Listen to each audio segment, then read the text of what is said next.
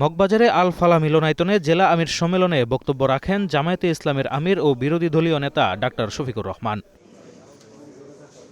জ্বালানি তেল নিয়ে সরকারের মন্ত্রী এমপিদের বক্তব্যের সমালোচনা করে দেশের সম্পদ রক্ষায় জনগণকে গর্জে ওঠার আহ্বান জানান তিনি। সংকট যদি না থাকে তাইলে কিলোমিটারের পর কিলোমিটার লাইন কেন গাড়ি আর মোটরসাইকেলের?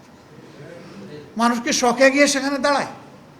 এখন নতুন বয়ান তৈরি করা হচ্ছে, কালকে থেকে দেখলাম যে আসলে তেলের সংকট নাই, তবে কিছু লোক বারবার তেল নিয়ে এটা মজুত করে চুরাই পথে বিক্রি করছে। এটাও আপনাদের ব্যর্থতা এবং ভুক্তভোগী জনগণের মড়ার উপরে খাড়ার ঘা।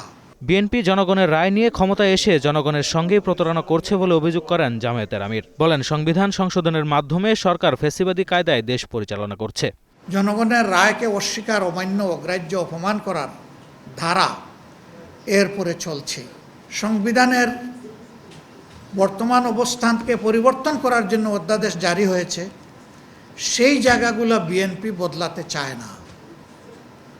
অর্থাৎ ওই জায়গাগুলো রেখে দিয়ে ফ্যাসিবাদী কায়দায় তারা হয়তো দেশ চালাতে চায়। জনগণের স্বার্থ রক্ষায় সংসদ ও রাজপথ দুই জায়গাতেই বিরোধী দল সক্রিয় থাকবে বলেও জানান ডক্টর শফিকুর রহমান। আমরা যেটা পেয়েছি। Sanjid Hasnat, green news, Dhaka.